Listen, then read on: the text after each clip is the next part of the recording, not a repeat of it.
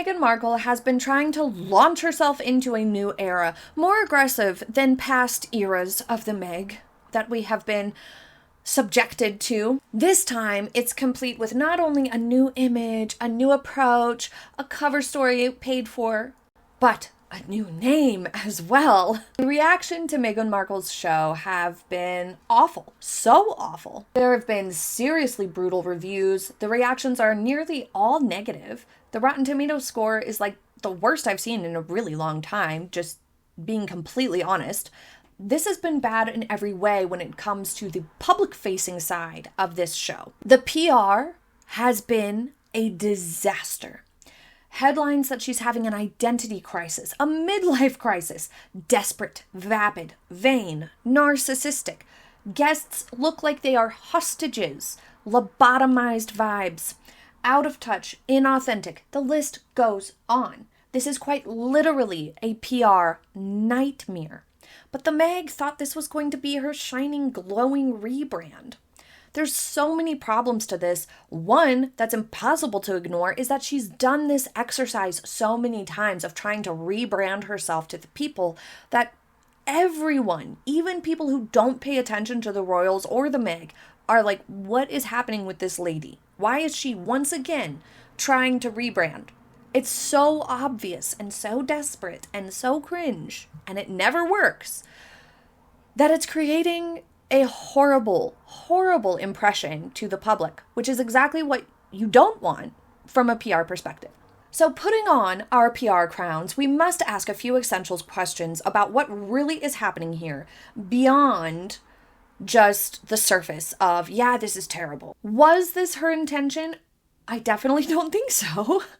I would hope not. It definitely doesn't seem like it was her intention.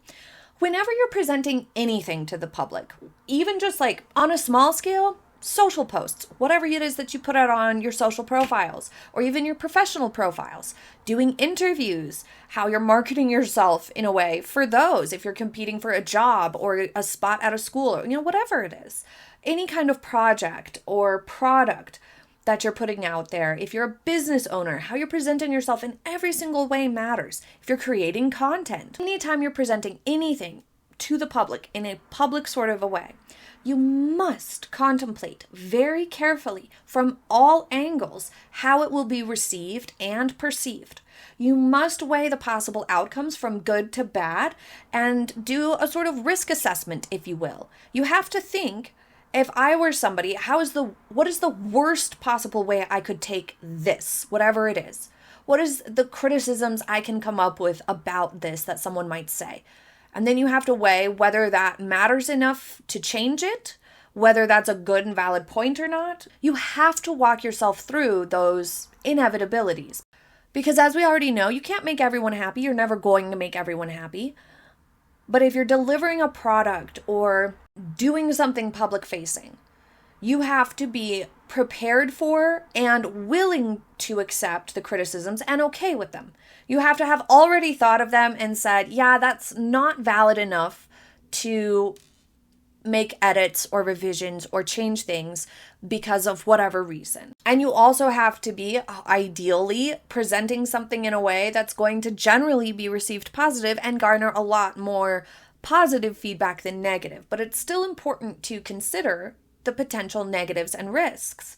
For example, this Meghan Sussex mistake that she made in episode 2 of her show that caught headlines and sort of exploded as Meghan's having an identity crisis, perhaps a midlife crisis, what really is happening here. Lots of bad headlines out of it. It wasn't like, oh, she wishes to be known as Meghan Sussex now. That is not what she got out of that stunt, but that was surely what she thought she might. But had she thought through it from a PR perspective, she would have known that likely wouldn't be the result that she got. And it had a really low return because people still aren't calling her Meghan Sussex, and it ended up getting her more negative press than like acceptance of wanting to be called that. And she didn't really have much to gain from it anyway. She didn't legally change her name to Meghan Sussex. I mean, you can technically change your last name if you wanted, to Sussex if you really wanted, but she hasn't done that. It's more of a, I prefer to go by this sort of a situation. And it also revealed that she and Mindy aren't even close enough to have already known this, already worked it out ahead of time.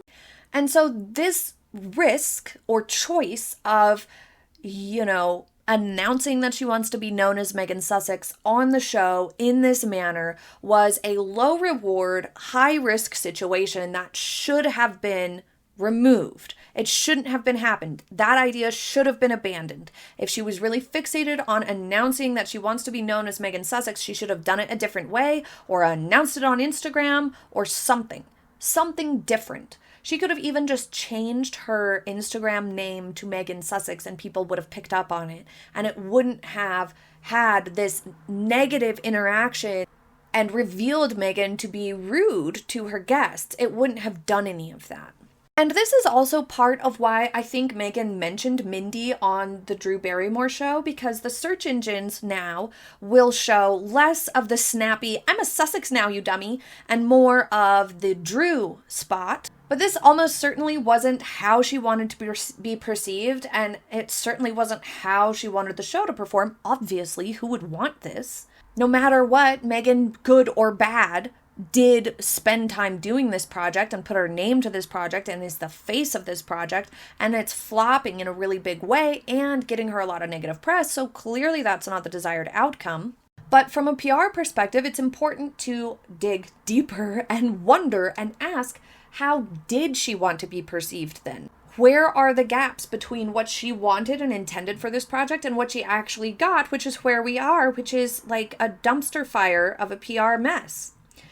She's more disliked than ever before, but in a totally new way this time. Before, she was disliked for a very long list of misdeeds and bad character, bad choices. She was found to be a meanie, a user, and a liar. And now she's disliked for a new category. Her general personality, a lack of sense of humor, her snootiness, and her boring, stupid show that was a waste of time. People finished those 8 episodes feeling rather bitter about the waste of time. So what did she expect? Clearly, she expected to be seen as aspirational, sweet, thoughtful, kind, a good vibes, intention, happy or joyous maybe even, perhaps cute or innocent.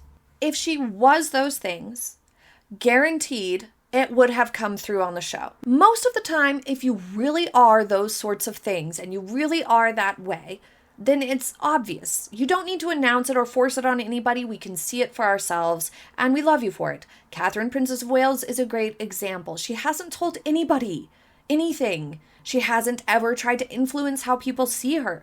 Granted, she does have skilled PR teams for her professional endeavors, but the genuine vibe that she has and her authenticity when she's interacting with people is something that spreads word of mouth. Just like the best of businesses and the best of TV shows, people see it, they try it, they taste the food, whatever it is, and then they tell everybody they know that it was so great. Or they tell everybody they know that this person is so lovely. And then it spreads because it's true. It comes through on camera, in your face, and in the face of whoever you're with or talking to or around. And so it's safe to assume that the Meg isn't really any of those things fully enough. She may be some of the time, she may pretend to be around certain audiences, but clearly that's not the most authentic version of herself. But it is the version she chose to present to us on Netflix. Why? Why? Clearly it's not because that's how she actually is. The Meg here is trying to manipulate. She's trying to sell an image. She may be able to represent those adjectives some of the time in small doses, like most people can. But evidently they don't define her personality to the extent that they tried to sell it, because she came off as incredibly inauthentic. Generally, that's just not going to happen if you are actually being genuine. So she was acting, and she was trying to sort of make this her persona and force it. And the motives are fairly straightforward. She perceives that persona to be more likable to the public. It serves her well for the crowd of Montecito neighbors and guests that she was having on the show.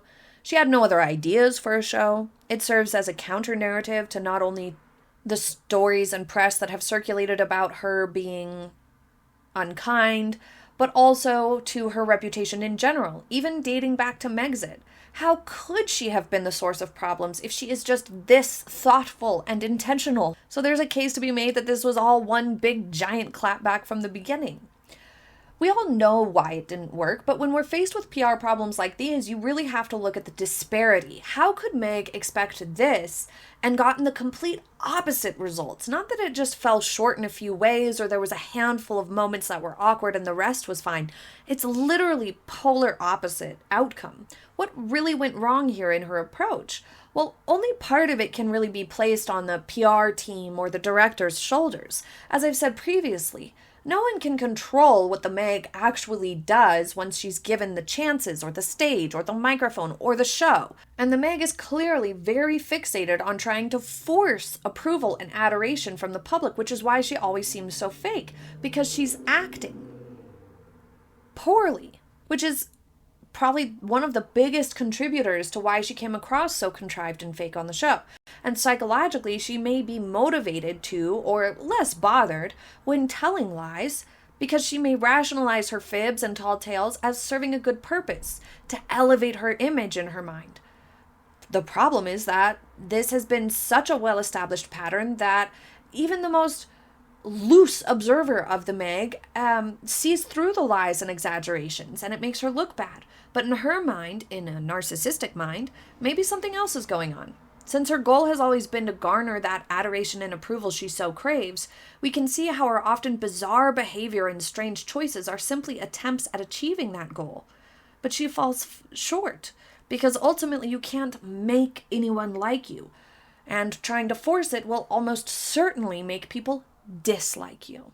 So where does she go from here? Can she salvage her reputation? I don't think so at this point. She has gone so far, so long, so many rebrands. This is it. This is the end. She needs to stick with this and stop the sort of impulse to constantly try to find a new way to get approval or weasel her way into a new arena. She needs to stop and just calm down. She needs some consistency.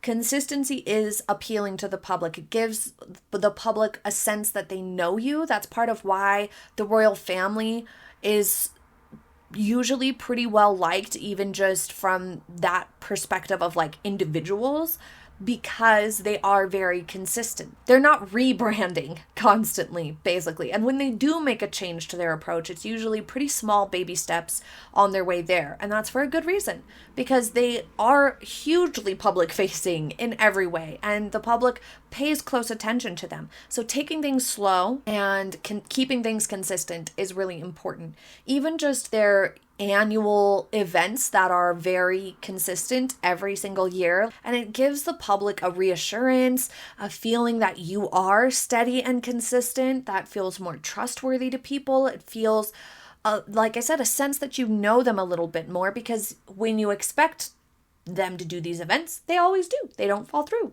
And so the Meg's constant changing to her public-facing image and her persona is just so much, so often, that she's reached a limit and gone beyond it. And the only thing she can do is just stick with this forever and try to calm it down a little bit. She should tone it down, because it's so inauthentic. It's not communicating right. But if she stays in this lane and she doesn't attempt any other rebrands, she has a chance at sort of fine-tuning this into something that could be more consistent and acceptable. Leave your thoughts in the comments. Thank you for joining me for today's video. I will see you next time. Have a happy day, everybody. Bye.